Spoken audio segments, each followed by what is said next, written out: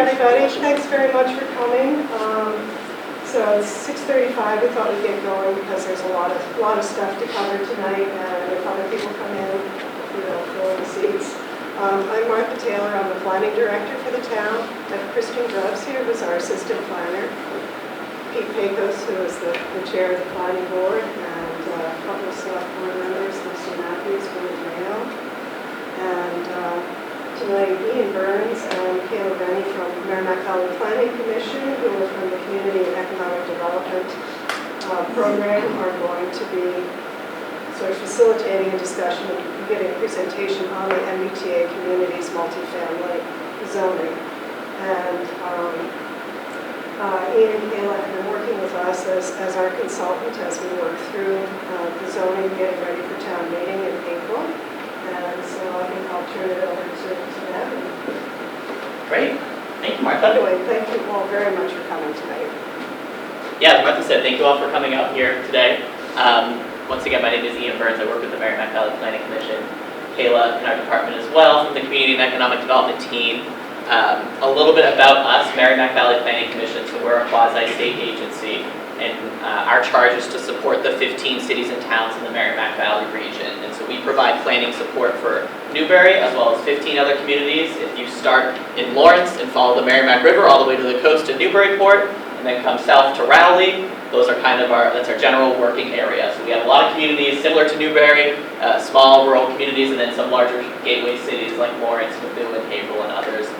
It's a thrill to work in this region and work with all the great planning folks and residents here to help, see how we can address challenges and opportunities and achieve goals across the region. What we're here to talk about tonight is a new state law called MBTA Communities. It's also called 3A, so you might hear those two terms interchangeably.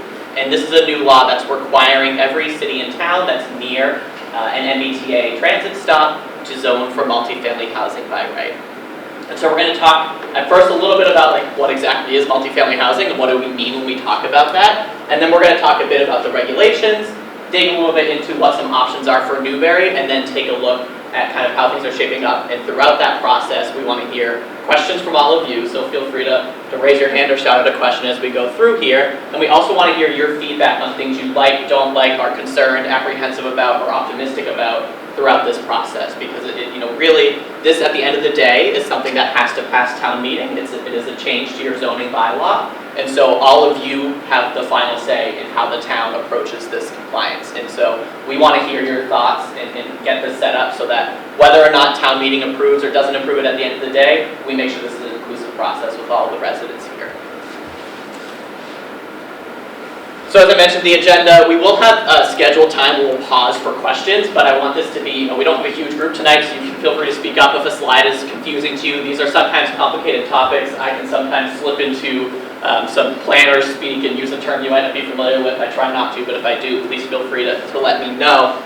We're going to, like I said, go through what exactly multifamily is, talk about what we consider when we are identifying potential multifamily housing districts, which we're going to talk about shortly. Options for compliance, and then if we have time, we'll talk a little bit about things outside of just the bare minimum multifamily requirement that we can make as part of the additional zoning bylaw that we think could be beneficial for the town and what we think folks might be looking for. Before I begin, I'm just curious where folks are coming from in town, so I know you were writing down your neighborhoods when you first came in. Show of hands, who here is from the Byfield area neighborhood? Most of you, we're right in that area right now, so that makes sense. Plum Island? Very nice. Anyone from the Old Town section of Newbury? Awesome. Did I miss a neighborhood? I feel like I know most of my community as well, but I might miss something every now and then. Yeah? I live right up by the commuter road. Oh, great. So right up Route 1, or near Route 1 near Newburyport? Yeah, the border.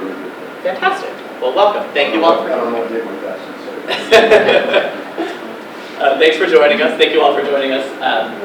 We will dig right in the interest of time.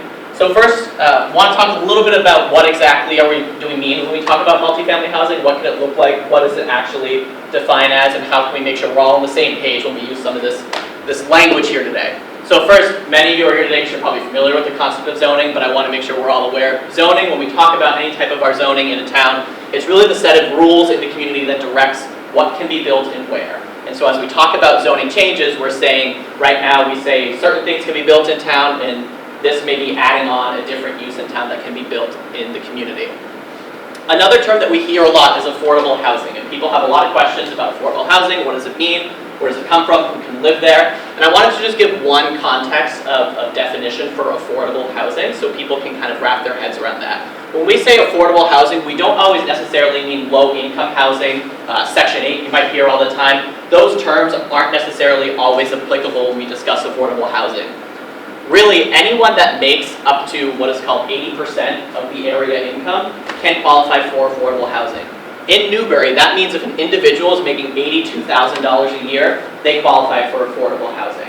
If a family of 4 is making up to $118,000 a year, they qualify for affordable housing.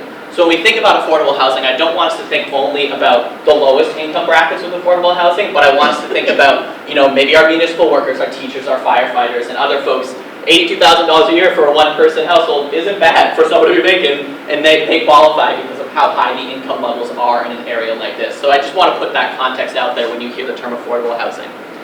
By right development, we also want to bring this forward because we're going to be talking about it a lot. This is what the law is mandating, multifamily by right. So it doesn't require special permission from the zoning board or another permit granting authority to be approved. So it does still go through certain processes with your planning board, site plan review, which is something we'll talk about to make sure everything fits what the board is looking for, but it doesn't require a special permit to be issued from the planning board. It really just has to get through the local checks from the building inspector and go through the same environmental laws, building code, and other plan requirements necessary. And so when we talk about by right, we just want you to keep that in mind. That has still things it has to go through, but it is an easier approval process than a special permit. And now really the crux of this whole thing, what is multifamily housing? And so for the purposes of this law, and as we talk farther, it's any structure that contains 3 or more dwelling units being apartments or houses. So it's whenever you have a building that contains 3 or more dwelling units. It doesn't need to be large apartment buildings. It can be smaller things like triple deckers or fourplex buildings, etc. We have a graphic here to show you kind of what we're talking about in the context of this law here today and what we're doing here today. And it's what we call missing middle housing, another term you probably hear pretty often. All the way on the left here you see detached single-family homes. This is what almost all of our communities in the Merrimack Valley have, and predominantly across their town. All the way on the right we have mid-rise. This is multifamily, but it's different than what we're talking about today. You have mid-rise apartment buildings. These are what you see popping up really inside the 128 belt in the Boston corridor along every single T-stop where you have those 5, 6, 7-story box buildings coming up. What we're talking about here today, the specific type of multifamily housing, is this missing middle right here in the middle of the graphic. And the reason we call it missing middle is because not a lot of that is being built today or is available today. We don't have a ton of townhouses available for people to move into. We don't have a ton of just 4-unit buildings or 3-story buildings that are multifamily. We really are seeing everything down here and down here being built today. And so it's about how can we get back to that missing middle. Those are your starter homes for new families or for young professionals, and those are your homes for folks to downsize to. Maybe they're empty nesters living in a 4-bedroom home and they want a smaller unit to live into. So that's what we're talking about for the context of today, is that missing middle multifamily housing.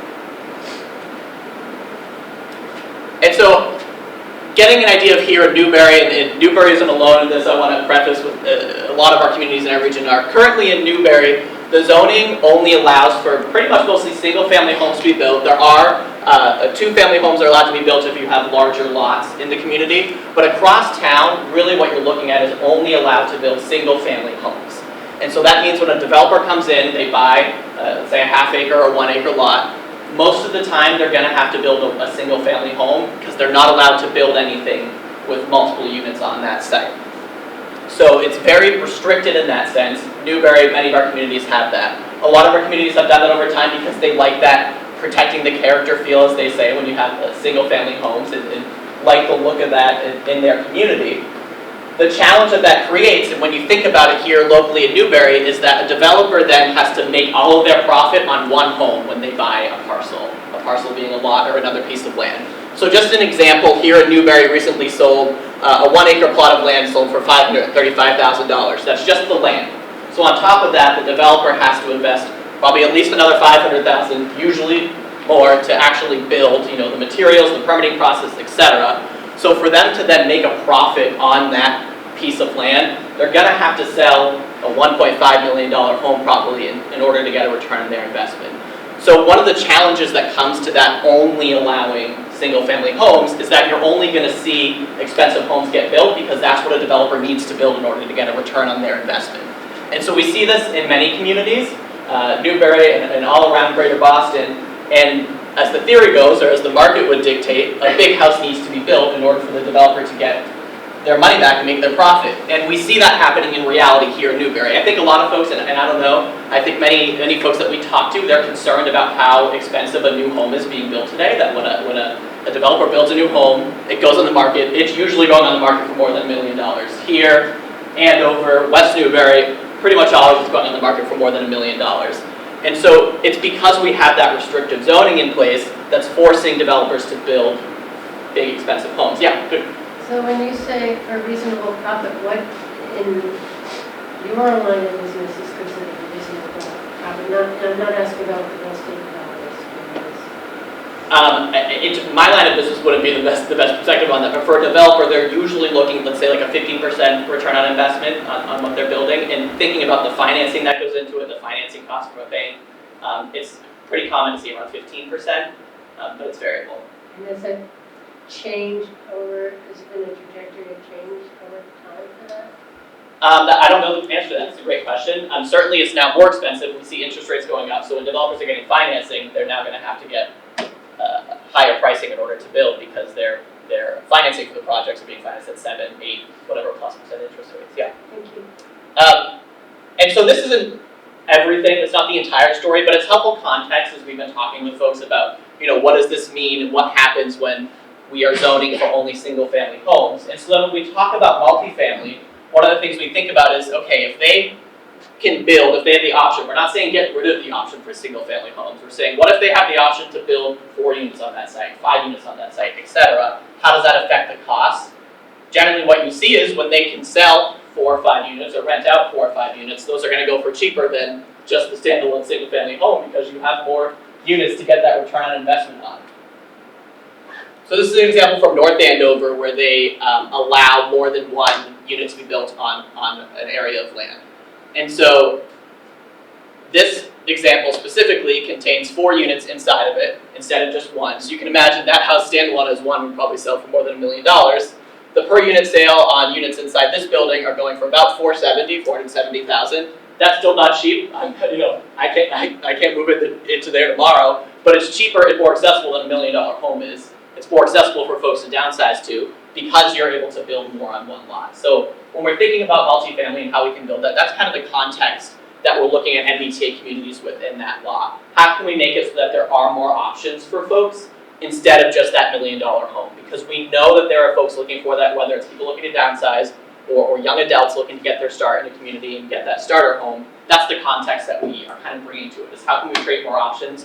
Not making the single family illegal, but adding another layer onto it so that there is an option there if developers want to build that and residents are looking for that. This isn't the only example of multifamily housing. This is a great example of what's happening on some smaller lots around the community. In addition to this picture, we also talk about what else has multifamily looked like in Massachusetts. An example here in Natick, as we've looked at, where they've designed multifamily housing so that they have some smaller structures up front and put taller ones in the back, kind of hiding them back from the street.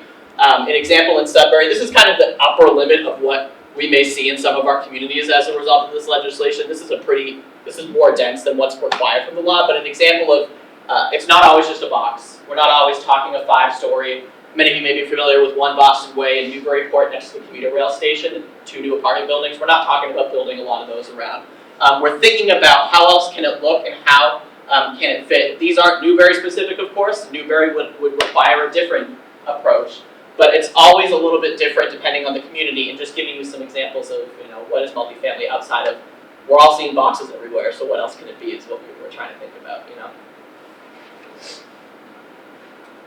So thank you for letting me explain that background. I want to make sure we're all on the same page. And now I'm going to talk a little bit about MBTA communities. This is your chance to learn more about what the legislation is asking us to do, and feel free to ask questions. We want this to be informative, but also want you to take some stuff away from today. So So what exactly is the point of the legislation? So this was passed in 2021 by the state legislature. Like I said, it applies to all cities and towns that have a transit stop or are bordering communities with a transit stop. The goal is really to address the housing shortage. You've probably seen, whether it's in the Globe or other news reports about the state housing crisis. Housing costs are so high right now because there's such a lack of units, going back to that conversation earlier about what are we allowing to be built today. It requires communities to change zoning regulations to allow multifamily housing by right in one or more zoning districts. A really important piece of this is only requiring a zoning change. There is absolutely no building requirement as a part of this law. Communities only have to change their zoning. They do not actually have to build any of the units that we're talking about here today. So when we talk about unit numbers, unit capacity, these are terms we're going to get into shortly that the state's requiring, it's all theoretical units. A landowner would then have to sell their land, the developer would then want to have to buy the land, the developer would have to want to put up units, the developer would have to go through the process with the planning board to get those units approved. It's not required to build. We're not taking land, we're not automatically saying, we zone this, now 15 units are going on that site. That's not what's happening here. We're only required to zone. It does not matter what's currently on the site in terms of structures. A little more detail about the legislation specifically. So like we said, multifamily housing permitted as of right. We cannot have any age restrictions on the units, so we can't say it's only for senior housing. We can't say that the housing can only be 1 or 2 bedrooms. We have to allow any type of size unit go in the structure. It has to be at a minimum density of 15 units per acre. And again, the zoning has to allow for that. The developer does not have to build 15 units per acre if a developer was to build. And where applicable, it has to be within a half mile of a commuter rail station. That does not specifically apply to Newbury, although Newbury is bordering, you're right up against a commuter rail station. You don't have to pay attention to that part because you are not classified in the way that the state is requiring you to zone next to the commuter rail station. That's only for communities that have a commuter rail station. So Newbury, it can go most places in town, but as we'll see shortly, there's certain reasons why it may be smart to go up near the commuter rail station for some of this zoning. Merrimack Valley region, so where we're working with you all here in Newbury, we're working with several other communities across our region. What the state has done with the law, has created different classifications of communities. So they've created rapid transit, commuter rail, adjacent, and adjacent small town communities. With those different designations, there are different requirements. Newbury, here, the lightest yellow is classified as an adjacent small town. That gives you kind of the lowest level of requirements and responsibility under the law. In this region, we then have adjacent communities, which are communities right next to a commuter rail stop that have a certain population size. Commuter rail communities, this green, communities that have a commuter rail stop, and then we have none here, but rapid transit are communities right next to Boston that have access to the T, like the orange, red, green lines. And so, not only are we doing this work at Newbury, we're doing it in Foxford, Rowley, Merrimack, Amesbury, Salisbury, North Andover, and several other communities. So we're seeing kind of the pattern folks are taking across the region and the different approach communities are doing. So that's great. That's all the state's definitions. What does this all mean here for Newbury? So like we said, again, this should actually say minimum 15 units per acre the zoning must allow for. The zoning has to have a capacity for units equal to 5% of the current housing stock in the town. So we look at how many housing units are across Newbury, and we must get to 5% of that. In Newbury, that's 154 units. So we have to zone for the theoretical ability for 154 units to go in. Again, that assumes that every single lot that we zone over gets fully built out, and that's theoretical numbers there.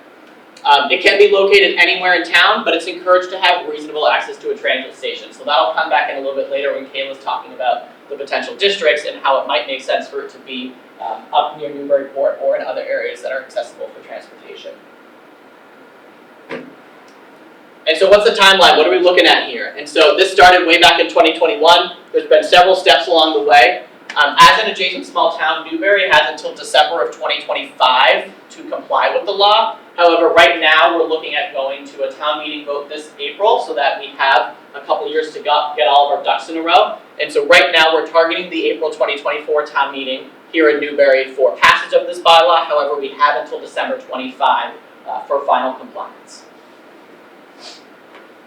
And speaking of having until 25 for compliance, yeah, go ahead. Just a quick question. It has to go to town meeting. What happens if it doesn't pass? Is there a consequence to the town? Yeah, great timing. We come to the slide of what happens if we don't comply. So if you do not comply with the law, then the town becomes ineligible for a whole host of grant programs that the state has. And so the regulations specifically state these 3 programs that you will completely lose access to. MassWorks infrastructure grants are key grants that a lot of communities apply to for things like major road projects, DPW projects, etc. Local capital projects funds, a portion of your housing authority funding comes from local capital projects funds. On top of those 3 state grant programs, there are about a dozen other programs that the state has said you will be less eligible for, i.e. the communities that do comply with this law will have a leg up for you when applying for grant applications. So think about that as if Newbury is not in compliance and Raleigh is, and Raleigh applies for one of those grants, they're going to be ahead of you on the list to get the money. In that 12 state grant programs, there are plenty of grants that Newbury has applied for in the past. There are things like small and rural town programs specifically within those 12. There's funding that we're doing right now for the town of Newbury that we got from some of these grant programs that the town has gotten through us. And so there is state money on the line. And essentially, if you lose access to these grant programs, the town's going to have to find money through its other resources, which really comes down to property taxes. And so when we're thinking about this, we don't want a lot of these major projects to be funded through your property taxes. A lot of that would rather come from the state, and you want to have that leg up. So those are the main things on the line. On top of that, the Attorney General has released a statement saying that it is required to comply with this law. This is the law. Communities must comply. They've threatened civil lawsuits if communities don't comply. Up until now, because nobody has reached a deadline yet, we don't know if that has happened or will happen, but that is essentially what we're looking at for challenges. Questions about that? Yeah? You may not know, but be interested to know how much money Newbury's received over the last 5 years or 10 years through the cost of the state grant programs. Yeah. I don't know off the top of my head. I don't know if Martha or Kristen knows, or if we can go back and look into those numbers. Have you got any small bridge programs or? Yeah, I unfortunately don't know off the top of my head either. Some of the other programs like municipal vulnerability, we've gotten hundreds of thousands in action grants. So I'm assuming that's one of the ones that would be. Green communities, are you a green community? And we're applying for designation for green communities right now, so with MBPC's help. Yeah. So that's funding that's been helping us. It's good homework for us. We'll get those numbers for you. So that's part of the materials to follow up. And so about all those regulations, before we get into some Newbury specific stuff, any questions about what the state's asking of us here today before we move on?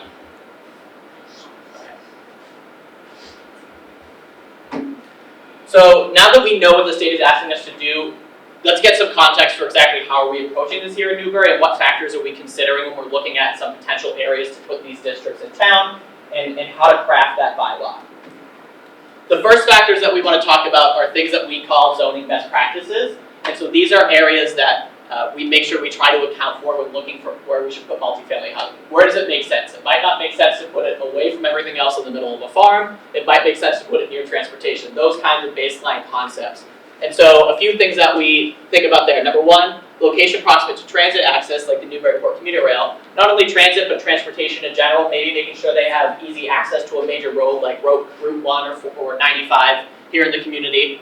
Walkability and pedestrian access improvements. And so if there are any maybe municipal services or amenities or a general store, whatever that looks like, if there are options for people to get around without a car in their immediate neighborhood, that's beneficial. It's going to reduce some traffic, getting to schools, different things like that. Do we want to make sure that it's central to some of those town amenities and public services? The potential of future development. And so we'll see in just a second, one of the things we think about is what are Newbury's housing needs right now. And so when we think about Newbury's housing needs, are there sites right now that we may have the opportunity to kind of use this law to craft what we want to see on that site? We know that Newbury may be susceptible to 40B, a term that you all might have heard in the past, where developers can come in and override local zoning. One of the things we think about is how do we make it so that a developer wants to do what we want the town to have? And this law gives us a way to say, right here, here's what we want our multifamily housing and here's how we want it to look. Instead of someone coming in and saying, we have control, we're going to do this, X, Y, Z. And so really, what is the potential of future development at some of these sites for a developer to come in and give us some multifamily housing? And then finally, addressing Newbury's housing needs. I talked about missing middle at the beginning, but again, we're going back to that. We're talking about this range of housing down here as opposed to the largest ones or the detached single-family homes. And when you think about missing middle housing, what does that mean specifically here in Newbury, and what does it represent? I have 2 data points that we wanted to show you all, and it's a little confusing when you first look at it, but we're going to kind of break this down. On the left here is housing breakdown by occupancy. So this is the number of people living in a household unit. On the right here is the number of bedrooms in those housing units here in the community. So as you can see, as you kind of shape this up and look in your head, 1 or 2 person households here in Newbury, these 2 pieces of the pie, make up 60% of Newbury's homes. However, 1 or 2 bedroom homes, once again, these 2 pieces of the pie, make up 28% of Newbury's housing stock. So we start to see a little bit of a mismatch where you have 1 or 2 person households making up 60% of our households, that blue and yellow, but our households that are sized for that kind of family unit are only making up about 28% of the housing stock here in the community. Then when you talk 3 or more person households, they make up about 40% of Newbury's homes, so that's the purple and orange here. 40% of Newbury's homes are 3 or more person households. However, Newbury's housing stock is 72% 3 or more bedrooms. And so you start to see that mismatch. Now we certainly expect that you're going to have 1 or 2 people that are maybe empty nesters living in their 4-bedroom home and they want to stay there. And that's great. We want people to be able to age in place and live there for as long as they want.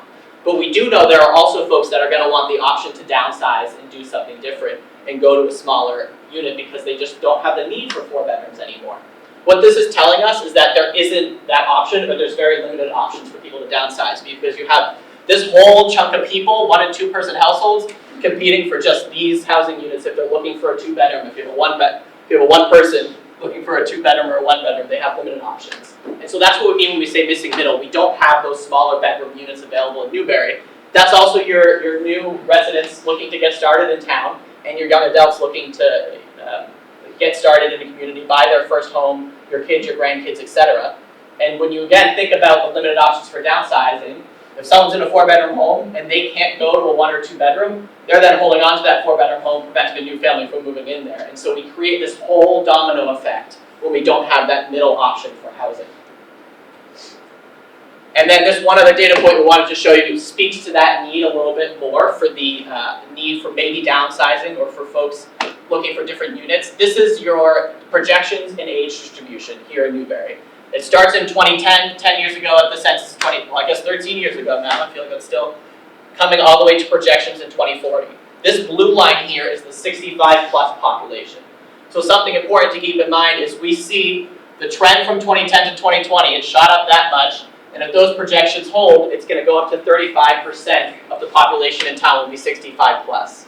At the same time, we see the other age cohorts, the younger age cohorts, decreasing in town. So what this tells us is that in the future in Newbury, we're going to have a need for housing for folks over 65. And what does that housing look like? For some of them, it's going to mean aging in place, like we mentioned, and staying in their 4-bedroom home. But for a lot of them, it's going to mean looking for a downsizing option. And so that's the thing that we think about when we say, okay, what are Newbury's needs right now? What do we have to anticipate in the future? Questions about that before we move on to some fun maps and districts and options for Newbury's compliance?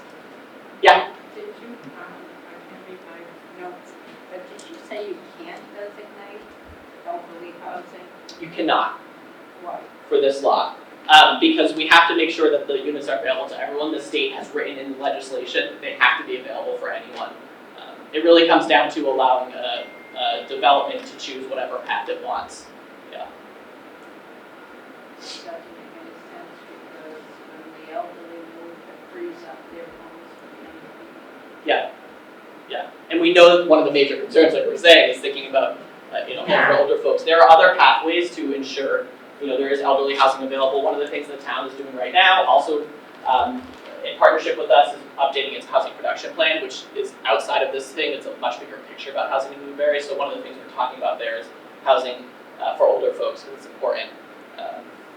But as a statewide issue, we're talking here just any age groups. Okay. I'm going to hand it over to Kayla. Kayla's going to come up here and talk a bit about what the options are for compliance, and keeping in mind, where does that fit? And there's a lot of options here, and the reason why we call them options is because we don't need to go with all of this. We want to hear feedback from all of you on what you like, don't like, how you're feeling about this. So that way we can start to tailor this down and look at how to approach it. So I'm going to read Kayla.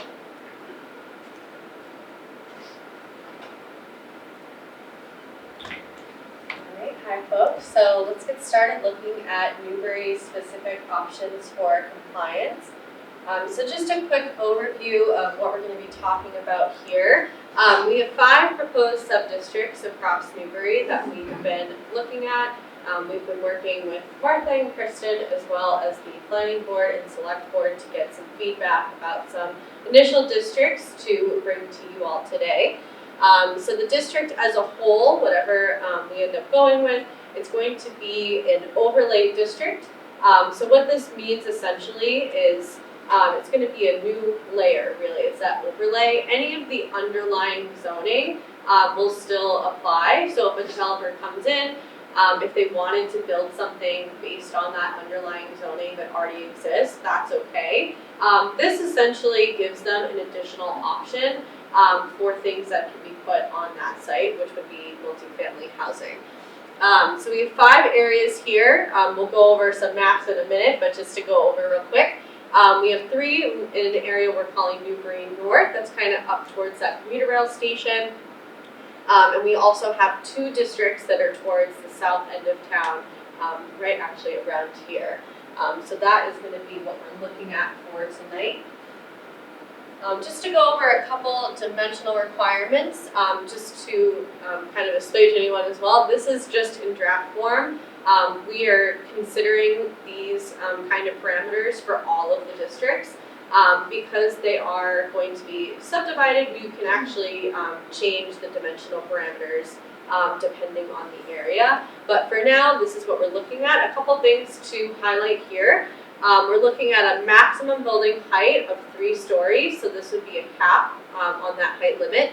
And then we're also prioritizing some of the aspects of your current bylaw, so things like setback requirements, 40% minimum open space. This is based on some other areas of your bylaw, so trying to keep with the character of the town. Excuse me. Yep. Could you go back to that? Oh, yeah, absolutely. Maximum lot coverage 50%, minimum open space required 40%. I'm not a math guy, but if it's max lot coverage 50%, minimum open space required is 40, that would leave 60% to be developed, but you're saying the maximum lot coverage is 50. So That's convoluted to me. yeah, certainly. So your lot coverage is talking about any impermeable surface, including the building. So that's like a parking lot or the building. Anything that you're essentially paving over or putting hard materials on top. Then your minimum open space is untouched, contiguous land that is not touched on the property. So that 10% difference could account for things like landscaping on the site or different elements like big trees they might be putting in place, some mulching. It tends to be landscaping, it could be stormwater drainage in certain areas, and then the open space is untouched parts of the parcel. So the density of 15 per acre is 15 per half acre. No, so it talks about across the entire parcel. So when we say 15 units per acre, although that includes the mandated 50% open space. Or, Right, sorry, 40% open space. Like the max lot coverage of 50%. Yep. Right? So just the math, just that adds up to a lot. Yep, certainly. Thank you. Alright, so just to go over, this is an overview. We will be going over each of these individually, but just to show you guys kind of the overview here. At the top, we have those 3 sub-districts up in the Newbury North area, and then towards the bottom there, we have the 2 sub-districts for Newbury South. Alright, so just to start off, this is our Newbury North area. You can see the little icon over here, that is pointing towards that commuter rail station up in Newburyport. So we have a couple areas here. We have A right around Route 1 right there. B is right next to, this is the elementary school. And then C is right over by Scotland Road, right on that border of Newburyport as well. So just to kind of go over what we're going to be planning on talking about here, I'll be going over each of these individually. So if we want to take a few minutes, think about them individually, and then maybe we'll come back and chat about Newbury North as a whole. Do you have a question? No, just Tracy. Sure? Yeah, please, sorry. So to start off, this is our Newbury North Subdistrict A. This is going to be a 22-acre district right near that Newburyport commuter rail station, access through Route 1. We looked at this because not only does it offer some really great access to transit, of course, with the commuter rail station, but also generally transportation. It's right on Route 1. We also like these parcels because they are a little bit individually, they're a little smaller, which would allow for something called gentle density. So the idea being, if you were to zone over one parcel, say, 25 acres or something, that's when you would see a developer come in. They're gonna buy that one parcel and they're gonna build something large on the site. When you have smaller parcels here, the developer would have to buy every single one of them. And even with the configuration here, you're not gonna see any of those kind of what we call shoebox kind of big, large apartments. You're gonna see much more gentle density. So, you might have one site, maybe it gets developed, a couple years later, something else gets developed, but it's very gradual. It's not gonna happen all at once. And of course, this also has potential opportunity for kind of that gateway into town, some improvement options there. So we're gonna look at the sub-district B and then C as well, and then we'll come back and chat about all three.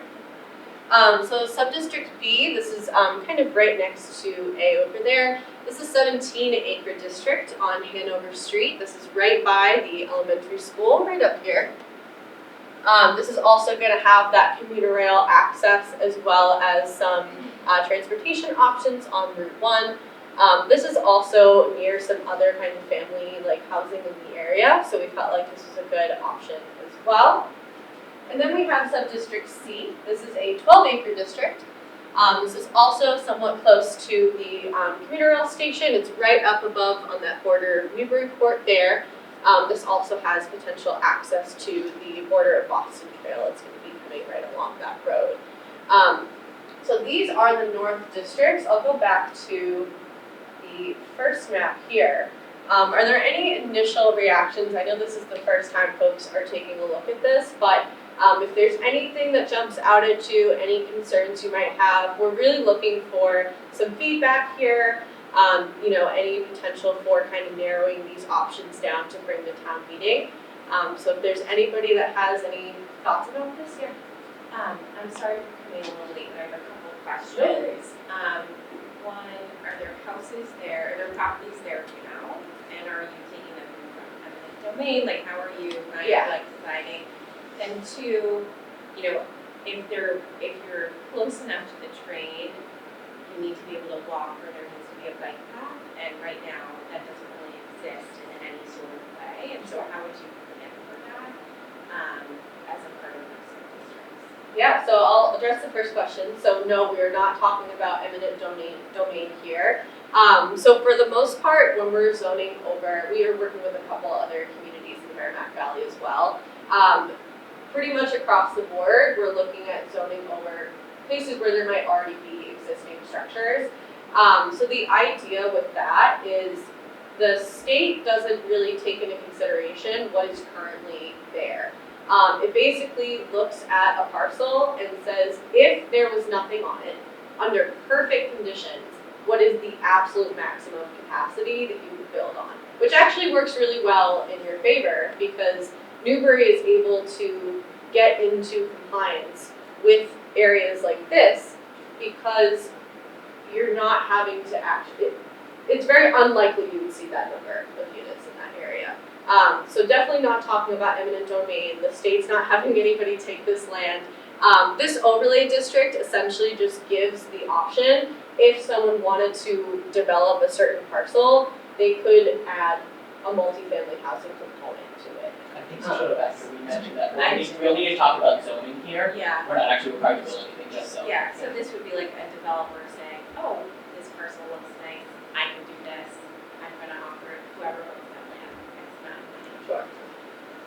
And then, I'm sorry, could you remind me? Second question was about, walkability. Yes. I think it's really important and valuable that we have access to this commuter rail. It's, I think, such a value, and so, but there isn't any way to get there for folks who can't drive or who don't have a car, and so to make those high density units, we have to expect some of those people don't have access to a car. So how would we, as the town, need to make sure that there's a bike path, that there's walking Yeah. availability? I'm really glad you're thinking about it in that way, because it really speaks to the spirit of the law that we're trying to accomplish here is, kind of increasing, not only walkability, but having, bike access, that kind of expanded transit access.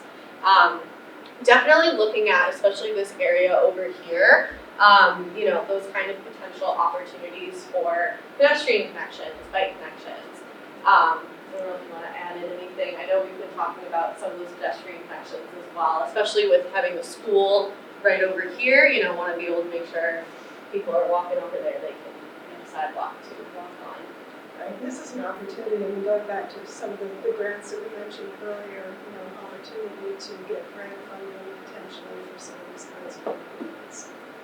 For sidewalks, there's a sidewalk that goes across the bridge, but it kind of dies as you're heading south on Route 1. So once you have that housing potentially in place, there might also be some mitigation by the developer as well to provide some of those amenities. It's kind of a chicken and egg thing we think about, because it's hard to get, as Martha's saying, like opportunity to get funding. It's hard to get funding for a bike path there when there's nobody living there right now. And the flip side is, it's weird to build something before there's the bike path there. And so one of them has to come first. And so right now, because the state's maintaining the zoning, we're talking about housing. But certainly the next steps are, okay, now if the housing's there, what's the transportation access? Yeah. It's a great question. Any other thoughts or questions about these three areas over here? Just to clarify, so that's where the vet office is, where, just confirm, is that where the Newbury Animal Hospital is, and then where the Village of Little River is going to be? Right, so this is Newbury Animal Hospital right here, that's the JRM parcel. Tech Doc, which used to be Holistic Health, is right in here, and then a couple of other smaller parcels around those. Thank you. Just wanted to double check that one. Any other thoughts or? Is this in the water district, Martha, in this part of town? Is this in the water overlay district at all? It is in the Water Supply Protection Overlay District. Then without speaking to the design, at least 3 of those parcels are hugged right up against the little river. There's a lot of serious environmental impact. I'm not speaking to design, but to, by right, allow that severity of impact with development couched in a water overlay district and some very delicate environmental concerns here, without the infrastructure tying to Newburyport, who it's entirely up to them whether or not we could actually eliminate that by tying into infrastructure, but massive septic systems to account for 15 units per acre, meaning it could be 60 units on number B, on letter B. It could be 90 units across A and all. These are serious septic system environmental concerns where, make it clear too for everyone that by special permit, any developer could do this anyway. What they're trying to do is just make it easier for the developer to just come in and allow it to happen. I think that's a heavy density under the circumstances, but I understand the conformity nature of what we're trying to do to diversify the housing stock in a tough economy when Hines Way with 3-bedroom, 4-bathroom clustered units not a half acre away at $900,000 plus with a homeowners association fee, etc. So the economies of our area and getting smaller monetarily for those of us who actually have to live here, it's almost sideways going out of our big home to go into something smaller with all the costs inherent to what's being proposed here. I would have the same concern on the Parker River one. Kent Way is on top of the Parker River, and the Eenhoff property on the other side of Byfield is virtually in the Byfield Water District watershed area. That's the only infrastructure we have in the town that serves, in that part of town that serves the residents there. A massive septic system on either side there would be also of serious concern, and there is no sewerage treatment plant to tie into. In fact, Governor Dummer was required to build a water treatment sewer plant for just these reasons, and I can't imagine us allowing that kind of development in Byfield to have a wastewater treatment system to serve it. And certainly a septic system of, for instance, number C at Enoch, that's 10 acres. 6 acres times 15, that's 90 units across from Pearson's Flat. So, By ideal, that's the ideal. So yeah, he can build up, but that's the ideal. And 90 is 70 is 50, and if you're talking about profit, it's a there's a serious. So a couple of thoughts, go ahead, Ellie, you go first. Go. yeah, so I just wanted to preface this. We actually did look around this area. We are aware that there are some, of course, environmental concerns. It's actually why we had originally looked at some of the land down here, but we decided to exclude it because, of course, it is kind of environmentally sensitive. And something to think about as well, from the state's perspective, in order to be in compliance, you have to show that with these parcels, or whichever parcels the town decides to go with, you have to, under perfect conditions, allow for up to, or minimum, 15 units an acre. You are very unlikely to see that kind of development, especially on these kind of areas where there might be some sort of, whether wetlands or something else. Which I will say, the wetlands as well, we do take into consideration when we look at the density. It kind of gets subtracted, so we're only looking at the developable land here. So just want to preface that by saying, even though you're zoning for that minimum of 15 units an acre, you're not likely to see it in certain areas because of some of those concerns. If a developer has to build a septic system, they're not going to be able to have the space for that many units. So they might still be able to build some sort of multifamily structures, but maybe you're looking at 5 units instead of 15. So just something to think about, that when we're looking at zoning, all this unit capacity and the minimum 15 units an acre, it's kind of theoretical. The state just wants to see that your zoning could potentially allow, under those perfect conditions, that number. But we know that this is not a build-out analysis by any means. These sites would have to be really seriously looked at, and a developer would have to see, what's feasible on that site. What's that?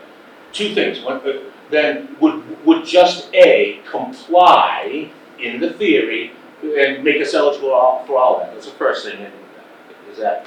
Yeah. So the way we look at this, and we'll go over a couple more options as well to the south. We wanted to bring folks several options here. We didn't want to come to the public and say, hey, this is our one district and this is what we're going with. That's the purpose of these kind of forums tonight as well, is to get a feel for what areas do we like more than others. Are there areas where maybe it doesn't seem like that would work? So that's really the purpose of having you all here tonight as well, is to get that kind of feedback.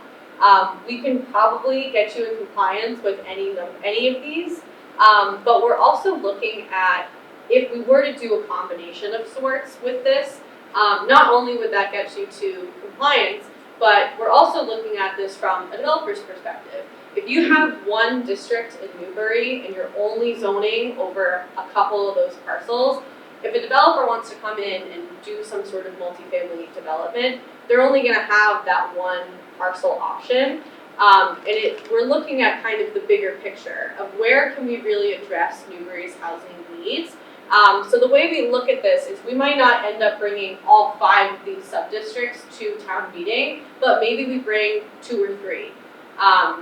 And that way, not only are you in compliance with the state, but you're also using the opportunity of this legislation to add a few of these zones in town and give some more options. This is really what we're looking at, is adding the option. Of course, they can still do the underlying zoning and do any sort of development with that, but it's really just adding and giving more options to folks. To add to Kayla's point, she's exactly right, and some of the things that communities consider, because you could theoretically in some of these pack all of your compliance into one spot.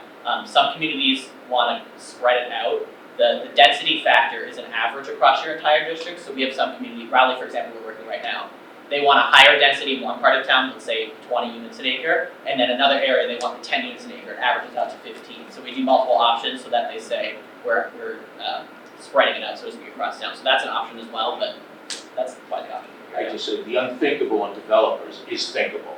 So you can't say that he won't or they won't. Given the option, the profit seeking, I know too many developers would take it right to the limit, and every bit of it would be, under the circumstance, developed out. And just, if we're talking the ideal, as you are presenting, then the ideal has to be considered right to its logical conclusion. And that's a full build-up, maybe not during our lifetime, but during somebody's lifetime in the economies right now.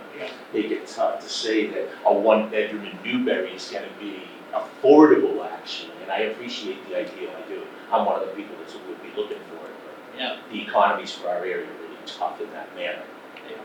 I Next just question, wanted to just add one thing to your point, something you said, Jack, which is some towns do allow multifamily by special permit, which I think you were talking about.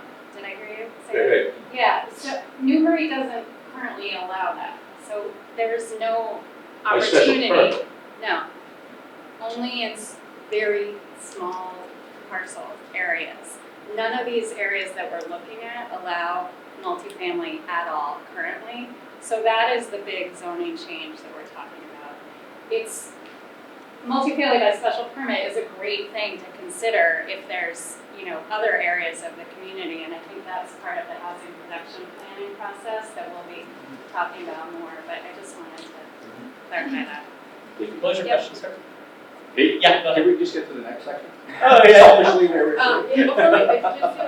Yeah, just, it probably seems obvious to me, that's, having a young family, A and B in the proximity to elementary school is a huge plus. And I would say if I was somebody that was commuting into Boston 5 days a week and had a job, if there was a unit on C, I would be less attracted to that, because how am I gonna get over to the train station every morning and every evening? So A and B, I would say are probably more attractive to people. Really appreciate that feedback.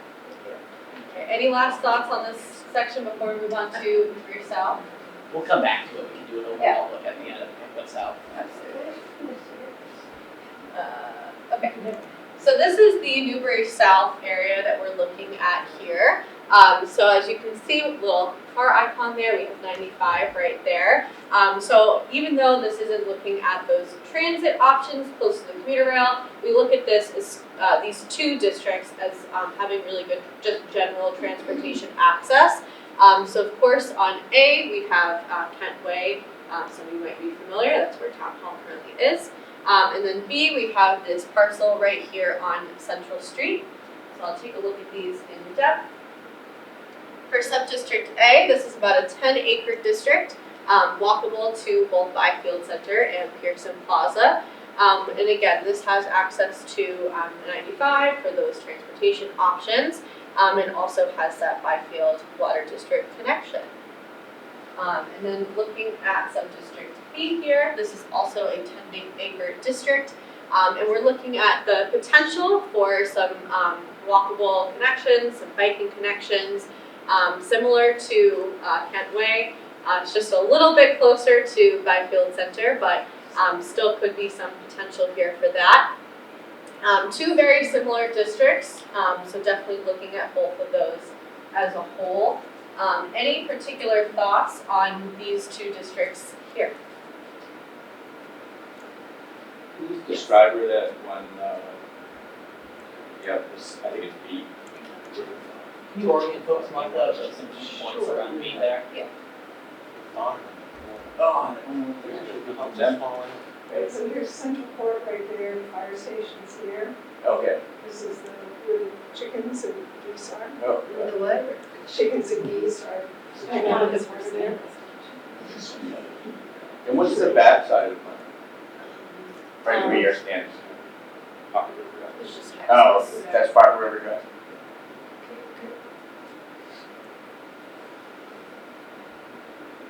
We go back to the slide that wasn't back a little bit, just a bit. So, I want to make one comment about A, which is a response to another great question, and I think Jack raised, which is the environmental sensitivity of being right on the Parker River, which is hugely important, and I would certainly never be one to advocate development on a riverbank. The opportunity, and part of the reason we're including A, is the idea it's already developed. That pretty much that entire lot is already, as we all know, covered with blacktop, like the whole thing. Lots of flooding going on today from all the rains. So the opportunity is, could there, if that current use were not there, if it was no longer economically viable to have, you know, if Freedom Fertility leaves and the town offices are not there and there's just no economic interest in having a huge office building that currently exists, having an overlay district that allows for multifamily would potentially attract a developer to think about, how can I redevelop that in a way that maybe has better protection for the river than what's currently there now, and has the opportunity to add, you know, some economic vitality to Byfield Village, which has some retail, has some public services like the library.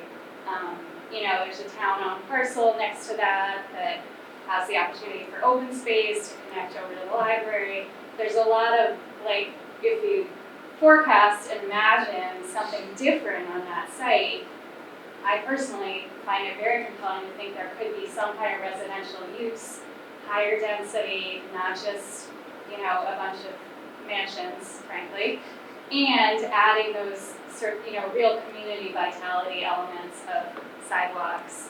And you're on the highway, which if you do work somewhere outside of Newbury is obviously a very compelling attribute. So the redevelopment, I think, is key, and a lot like that one. Thanks, Martha. Does this law include mixed use, like residential and retail? So the legislation, if you have to allow multifamily by right, other uses, you can correct me if I'm wrong, you can allow for them, you can't require them. So say you had a town hall on the bottom floor and apartments above it. You could do that.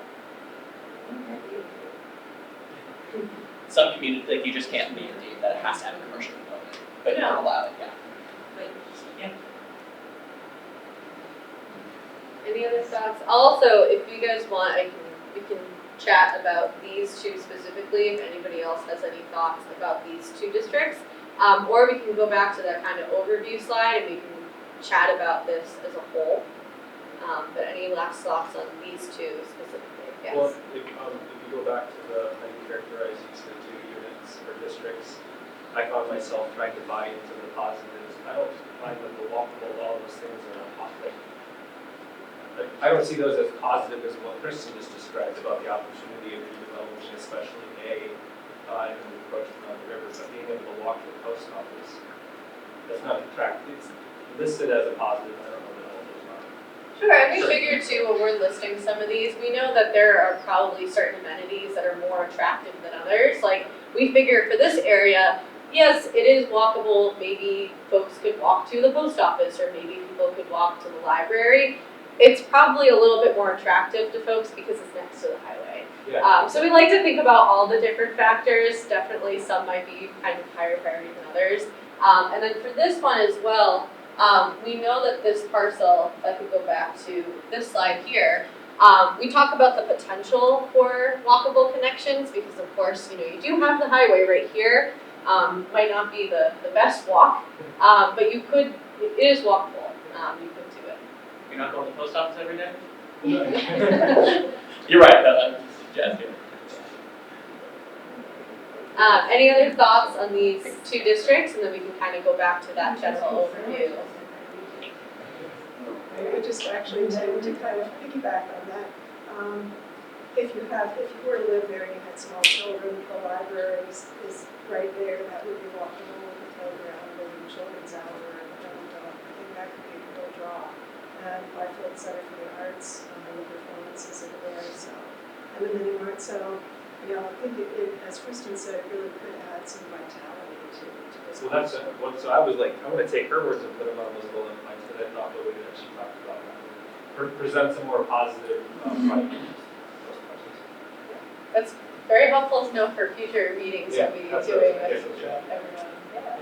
I want everybody to walk wherever they want. So just taking a look here of the overview we have. I know this was a lot to throw at you guys for tonight. I know this is kind of just some initial viewing right now, but yeah, if anybody has any specific, you know, feedback, any reactions about either any of these districts individually or as a whole, definitely interested in hearing those thoughts. And it's also not your last chance for feedback. This is the first time a lot of you are seeing this, so think about it, digest it. We'll be chatting with the planning board several more times and other folks too, and there's going to be a process with this too. How about for more? I think the important point here is this is just the zoning. Yeah. This is not saying it has to happen. That's somebody else's thing. I was just saying this is where it could potentially. And one thing that we might want to talk about is, if we do have a couple of different areas and the potential developments hit those numbers, if they do occur, don't have to really, we talked about the density, but we can really achieve things in very low-story buildings, under 3 stories. So you can get a lot of this done with 2 stories, 2-story homes. So think about that downsizing thing, because I think that's really very important. Because I think a lot of our community is going to be looking to do that and want to stay here. And right now, there isn't any place, unless you have $1.5 million.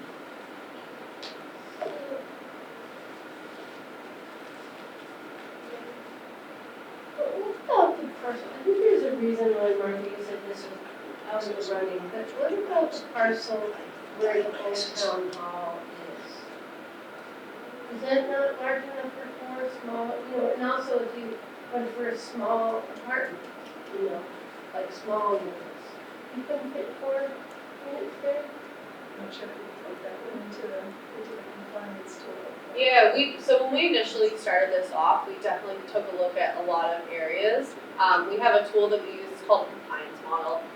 It's essentially a tool that we can use to make sure you're in compliance with the areas that you're choosing. That is one, I don't know if we have taken a look at it, but we can definitely look into it. Is it 5 acres?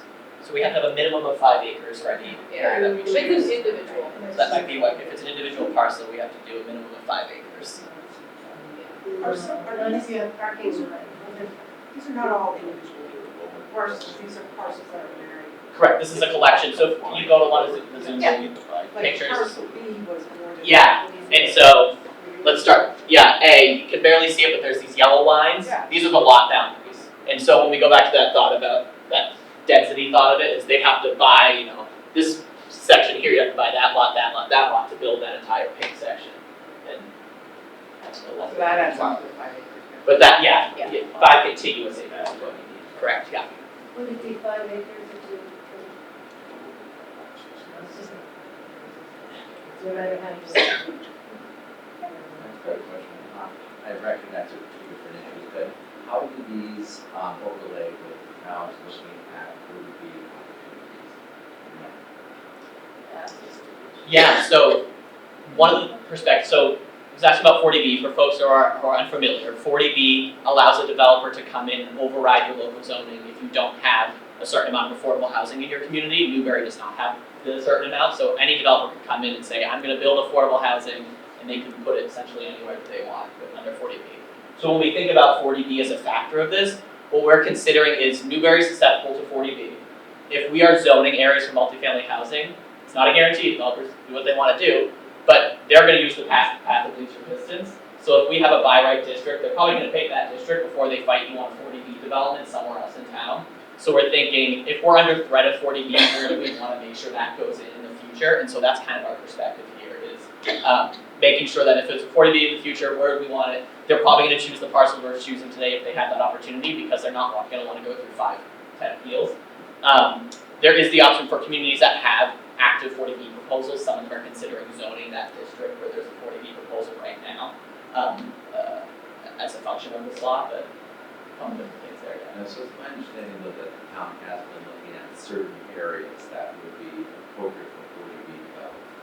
Yeah. And I don't know if those areas align with 40B.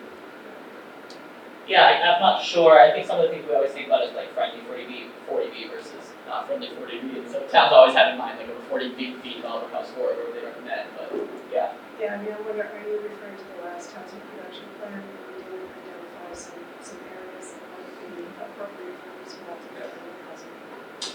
And we will be going through that exercise again as an updated or current updated housing production plan.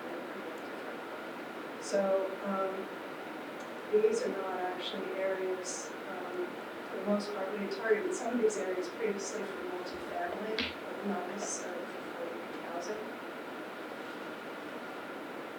Good question.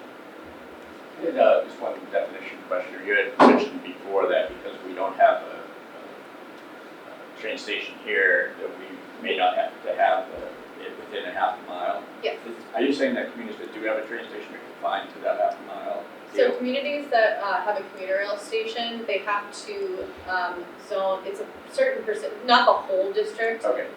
It's a certain percentage has to be within a half a mile of their train station. So I think Raleigh, for example, it's like 20% at the minimum has to be around that station area. Because I was going to say that's kind of a disadvantage for us if we don't live near the train station, but if they still can get away with having 80% of it away from the train station. Yeah, Newbury, I know Newburyport's also obviously under this legislation as well. Not 100% sure what they're choosing in terms of their districts, but yeah, there's a minimum that they have to reach. I think technically you could put all of it in that one area. I'm not sure that that's what they're planning on doing. But you would have, I'm sure Newburyport would have some of their overlay district around their commuter rail stations because they do have to zone over. I'm not sure what their percentage is, but some, not all. Yeah, because I think they did 40R down there anyways. Yep, yeah, they have their 40R district down there. And I think that's probably where they're gonna. Any other thoughts or questions about, yeah? So anything what we deal in particular, but are there downsides to even going through this exercise? It seems like, to the point that he had made, this is just to sort of set up sort of a foundational layer for future planning. I'm trying to figure out what the risk or the downside is of doing. So, I mean, the concern that we hear most often is that multifamily housing, what are the, let's say, financial impacts on the community? And folks think about what does it look like in the community? Does it break our character if we put a bunch of apartments on farmland? The downside are what people are used to, I would say. And I'm not saying either of those can be right and can be wrong depending on how you approach that. So that's what folks mostly are concerned with, is if you build housing, who's living there, what is the drain on local services if it's there, what's the financial impact, that's what we hear off the bat, what's the impact on property values. I think there are, I've read a lot of great arguments, both for and against everything I just mentioned, but that's what folks perceive. If you'd like me to argue against it, I can spend the next half hour arguing against it, and then I can spend a half hour arguing for it. No, it's just, that's helpful, because people, you gotta have core experiences if something like that happens. Yeah, exactly. So that's very. Certainly, so a lot of the concerns we hear is that if you're in a butter, you might not want to see an apartment complex go up next door. So one of the things that we try to mitigate with that are things like requiring buffers along the lot line. So one of the things we didn't get into today, just because we didn't want to do too much detail, but one of the things we can require is site plan review and say that the developer has to put in like a landscape buffer or a fence or something, or be a certain amount away from the parcel line so it's not right up in somebody's backyard. So yeah, we think we listen to those concerns. So you could take the requirements that you would displayed on the screen and tighten them if you wanted as part of your putting together a zone. Yeah, so as long as we've reached those minimums the state's requiring, we have total flexibility in the actual dimensional requirements. So when we did the first slide that Kayla showed at the beginning before she went to the districts, and right now we're looking at 3-story maximum, I think 50-foot setback from the lot line and 50% open space. That can all be changed as long as we're still within the parameters. Yeah. So can you remind us what we'll see at town meeting? It will be a zoning bylaw amendment to add an overlay district to allow multifamily housing. It'll be one of those. It will be one or any combination. Yep. And that's what we're looking for feedback from folks on is which ones do we like the best, which ones do we not like, which ones make sense to combine, that sort of thing. Well, I would say that it would be a good thing to have options, to have a north and a south option. One from each. Or one from each would be at least to provide a little bit of banking between these. Yeah. Rather than picking one. And that was exactly our reasoning. We figured if we came to all of you with just one option, not really quite an option. So that's why we wanted to come with several different sub-districts here. Like I mentioned before, we've been working very closely with Martha and Kristen over the last few months. We've also been working with your planning board and select board as well to get some feedback on these initial districts. And again, this is what we're here for as well tonight, is to get some feedback about these areas. and see, you know, what could be some good options for town meeting. So it seems to me though that, it's one thing to do this just simply to meet a it's another thing to try to accomplish something. Yes. And it would seem to me our biggest problem is affordable housing. And why not try to combine those initiatives? Why not, propose things that developers would more likely develop? And that's part of the combination of districts that we chose. And so going back to those factors at the beginning, if I looked at, like all of these districts as a whole, some of them we probably think are more ready to be developed on than others. And that's why we do. So that could be, probably be here, just due to the site as is and what has been there in the past. When we talked about, I think we also talked about, do go to the next one. B here as well. I don't know if this is currently for sale or it might have been on the market recently as potential for future development. But then again, going back to Kristen's point, maybe right now, Kent Way right over here isn't going to be changed over, but do we want the option there for the future that the market's not there for a strip mall anymore? But this is something that probably could be 10 years before anything happens. This is something that maybe could happen in whatever, a couple of years, I don't know. When you have more of that open acreage, it allows for, and less on the site, where you'd have to get rid of the whole strip mall versus there's a lot more open space here. That might lend itself more to that target. And to your note about affordable housing, we didn't go into the details today just to make an easy entry into this. Part of the bylaws, we can require 10% of the units to be at that threshold I was talking about at the beginning, where someone making $80,000 a year, which is a good amount of money, would qualify for an affordable unit. And so we can require a certain amount of the units to be affordable housing. For a family of 4, that's about 118. Can you require a certain amount and not just be affordable housing? Because frankly, affordable is still not affordable for people in a lot of careers in their own community. Never mind people who are in other communities that are looking for places to live also. Could you require within this initiative a certain percentage of lower income housing also? We cannot require it, unfortunately, due to the state law. We can incentivize it. So we could say, if you add in lower income units, we'll let you put more units on the site, or something like that. We can't require it. So personally, if you're looking for feedback, I would love, because of what you're saying, because there's a real housing need, to see an initiative that would include, you're presenting it to the voters. I'd like to see an option and advocacy in trying to build community support for including a certain number of low-income houses or apartments. The other thing I'd be very curious about is whether there are restrictions on the size of places. There's this whole movement, there are a couple of movements towards, the whole tiny house thing. So I'm not necessarily suggesting a tiny house, but I'm thinking of a small house like my neighborhood used to be smaller houses. Yeah, sure. And now a lot of people wouldn't accept anymore. I live behind the old town hall. And so, is there a minimum size? Can we have something, or even like a co-housing community where some of these, or like where David Hall has, where I think he's got the condos and toilets or whatever, are there things that would allow building in some of these wetter areas by if the developer came to us with an alternative technology? Yeah, so we can't mandate. Encourage, Sure. incentivize. We could incentivize that. One of the things that I think gets better at what you're bringing up, though, in terms of those smaller housing units, and it goes back to we're doing this effort. It just so happens there was a state law at the same time we were working with the town, their housing production plan update, so that's a separate effort, but still talking about housing.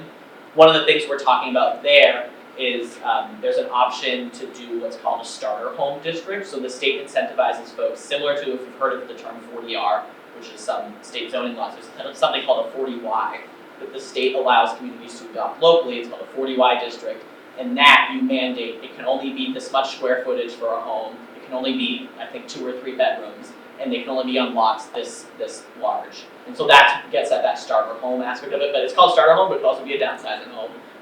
And so that is something that I think we're working on with the town of crafting for a future part of a housing production plan to hopefully do maybe a starter home district. We can't do that here specifically. Yeah, so we're thinking about would a starter home district make sense somewhere in the community where that be? That's down the line, and a conversation I hope for a future time with all of you. Yeah. Something to think about with this as well, along with our work that we're also doing in conjunction with the housing production plan. This is kind of one piece. We know that, you know, addressing Newbury's housing needs is going to take a lot of creative solutions. This is one of them. It might be something that the state has mandated for all of the communities that fall under this legislation, about 180 towns in Massachusetts. But we really look at this as an opportunity. How can we address Newbury's housing needs? There might be other tools that we will explore with the housing production plan. So looking at, you know, those kind of starter home districts, looking at smaller lot sizes. But this is also one of the ways, because, you know, of course, this is a state law, you know, we do need the towns to comply, but it's about how you get to that compliance. That's where the local control comes in. So that's why, you know, we'll definitely be having more of these conversations, you know, in the new year, as we're going to be getting through that housing production planning. But yeah, we really look at this as one of many tools that we're going to be looking at in order to address a lot of the issues that you brought up. And I think that's a great way to kind of wrap up the large group session here, because I want to give folks, you guys gave us so much of your time, and we really appreciate it. I'll make a plug, as we've mentioned that, after the holidays, we'll be doing a session that's about that larger housing production plan. We don't have a date yet, but we're working with the town. So separate from the timeline we're on for this process, we're doing that housing production plan, as well as other thoughts you all have right now about beyond this. We want to hear those at a future date when we have a housing production plan meeting in the winter time. But if folks, we'll be hanging around for a little bit after this. If folks have any questions or calls, want to talk to us one-on-one, feel free to reach out, and you know where to reach Martha and Kristen if needed. Martha and Kristen, any last thoughts before we close here? I do, sorry. Go ahead. Well, two things. One other event that's happening, there's a housing choice coalition that's been formed out of the YWCA in Newburyport, but it's for greater Newburyport, so it includes housing advocacy work in Newbury, West Newbury, Salisbury, Amesbury, and Newburyport. So those 5 towns are working through the YWCA in Newburyport to establish a housing choice coalition. So if people are interested in that, there's actually, the second meeting is being held on Thursday. If you really want to have your whole week, all your evenings taken up about housing. It's this Thursday, December 14th at 7 or 6, not sure. But we can send, I think people left their emails, so I can send more information around about it. 6 o'clock Thursday, December 14th. Secondly, just back on this, we're thinking a lot about this. Like Martha and I are working with Ian and Kayla, we're talking with some of you, but I just really want to honor that you all came out tonight, and we need to know what you think, right? Like, I live in Byfield, I know what town meeting's like.